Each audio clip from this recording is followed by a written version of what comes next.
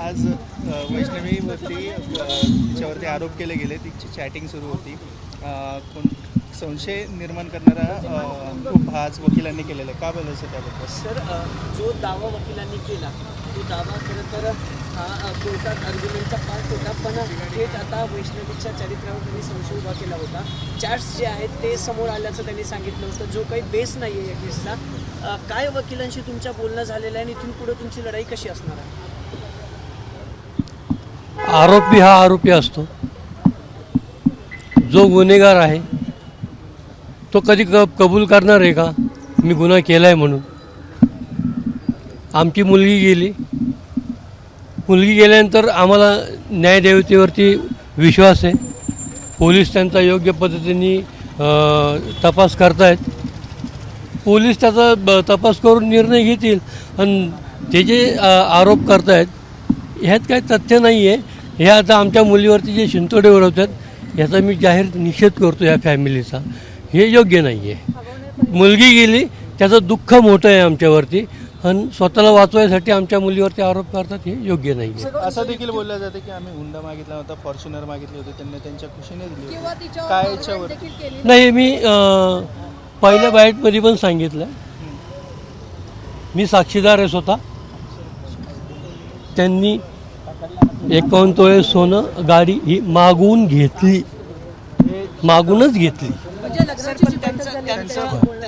त्यांचं म्हणणं असं होतं की वकिलांचं की 40 लाखाची फॉर्च्युनर घेऊन आम्हाला करायचं काय, 5 कोटीच्या गाड्या आमच्याकडे. 5 कोटीची गाडी आहे त्यांच्याकडे. या कुठली त्यांच्याकडे 5 कोटीची कुठली गाडी नाही आहे.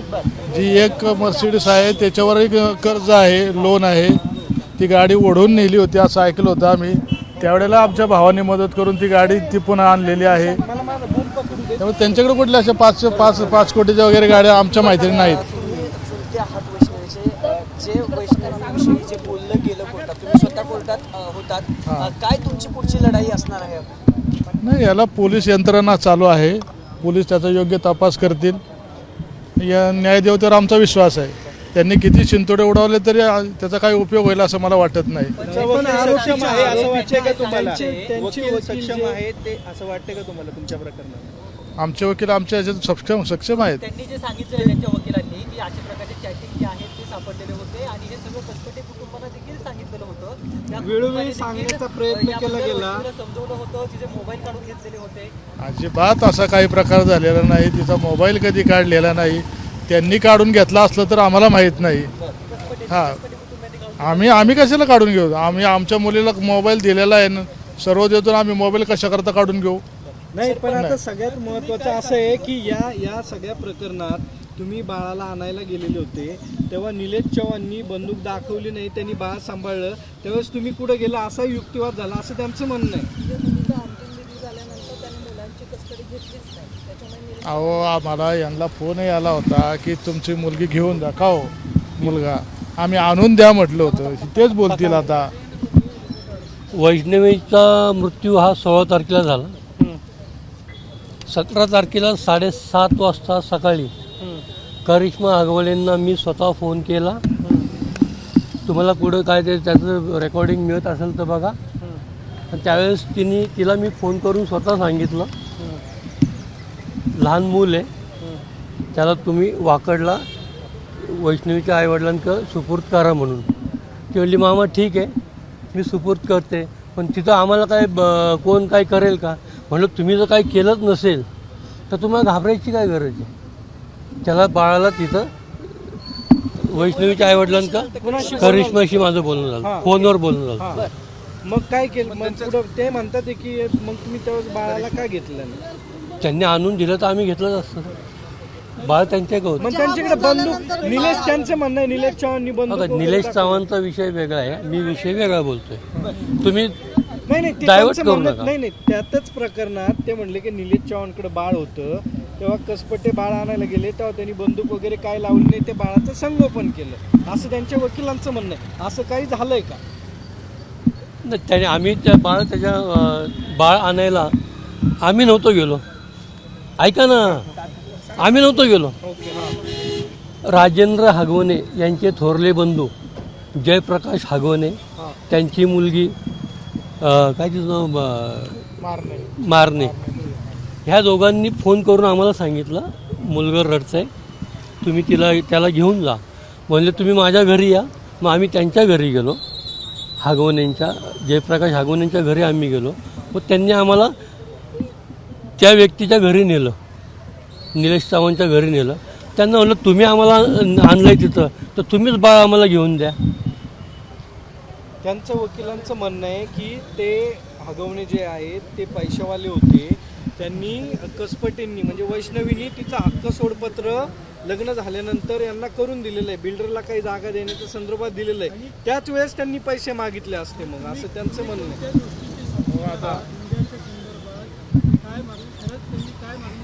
एक लक्षात घ्या, हे लव्ह मॅरेज आहे. लव्ह मॅरेज आहे हे ना, यांनी लव्ह मॅरेज एकतर्फी केलं का? मुलीवर जर तुमचा संशय नव्हता, मग त्या मुलीची 2 स्थळं का मोडली तुम्ही? मग तुमचं लव्ह मॅरेज होतं, मग तुम्ही त्यांच्या पैशावर बघूनच लव्ह मॅरेज केलं ना. एकतर्फी त्या मुलीचं एकतर्फी प्रेम होतं, यांचं प्रेम नव्हतं, यांचं प्रेम सगळं पैसे होतं. पण सर मेन मुद्दा असा आहे ना की चारित्र्यावर संशय घेतला गेला, हे चुकीचं आहे. अहो स्वतःला वाचवण्यासाठी ते करणारच. नाही थांबा, हे तुम्ही बोलतायत काय नेमकं हे सगळं झालं होतं.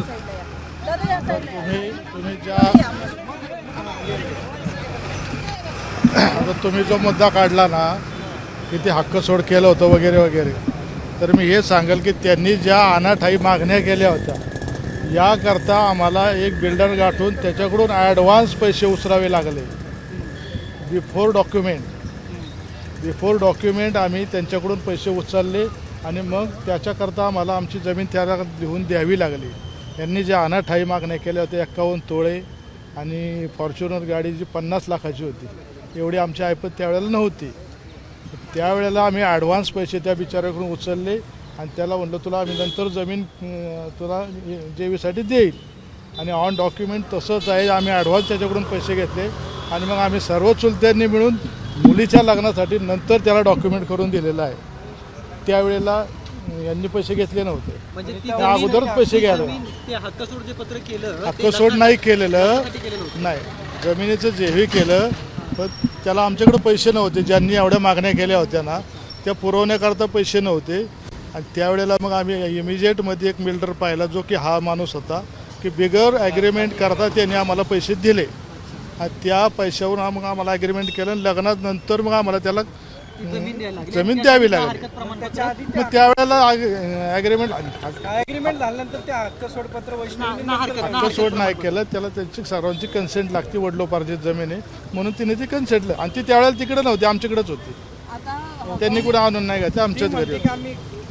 चरित्र हनन करतात येते की ही चाट सापडले, तिचे मोबाईल जप्त केले, ते पोलीस दाखवतील ना असतील तर. ज्यावेळेस तिने आत्महत्या केली त्यावेळेस 4-5 लोक घरामध्ये नव्हते असं त्यांचं म्हणणं आहे. आणि नवरा बायकोला 2-3 काना खाली लावलं म्हणजे हॅरेसमेंट होत नाही असं त्यांचं 2-3 काना खाली मारल्याच्या नंतर एवढ्या 30 खुना निघतात का हो? असं त्यांच्या वकिलाचं आणि समजा चॅट सापडला असं ते म्हणतात. त्याला आता पोलीस रिपोर्टनुसार त्याला 6 दिवस त्यांना तिला मारहाणीच्या खुना सापडल्यात. 6 दिवस तुम्हाला चॅट सापडत होते का? मग तुम्ही काय करत होते? 2023 पासून तिला कधीच मारहाण झाली नाही. त्या दिवशी अहो याच्या अगोदर मारलेल्या याच्यात आमची त्यांच्यानंतर त्यांच्या घरी बैठकही झाली होती. कुठलाही घरंदार माणूस कुठला पोलीस चौकीत जाणार नाही. आम्ही सर्व म्हणून त्यांना जाब विचारण्यासाठी घरी गेलो. त्यांना त्याची तंबी देऊन आलो होतो की पुन्हा आमची मारहाण झाली तर हे काही योग्य नाही. आणि त्यावेळेला सर्वांनी मारलं होतं, आम्ही सर्वांना त्यांना हे केलं होतं. मग चरित्र हनन का करतात? आता मला वाटतं त्यांना काही दुसरी बाजू दिसत नाही म्हणून चारित्र्य हनन करतात. तुमचं जर लव्ह मॅरेज आहे तर तुमचं लगेच तुम्ही डाऊट घ्यायचं काय कारण आहे? चारित्र्याचा संशय घ्यायचं काय कारण आहे? तुमचं लव्ह मॅरेज आहे ना, तुम्हाला एकमेकांवरती विश्वास नाही का? मग जर विश्वास नव्हता तर तुम्ही कशाला लग्न केलं? याचा अर्थ तुम्ही पैसे पाहूनच लग्न केलं असंच म्हणावं लागेल ना. मग या सगळ्या गोष्टी आज ज्या काही घडल्या कोर्टामध्ये, मग यामुळे तुम्हाला काय वाटतं की वेगळं वळण कुठेतरी हे सगळ्याला वेगळं वळण द्यायचा त्यांचा प्रयत्न चालू आहे. असा काही विषय 100% नाही. आमच्या मुलीवर विश्वास आहे. ठीक आहे. हां त्यांनी हो हो. एबीपी माझा, उघडा डोळे बघा नीट.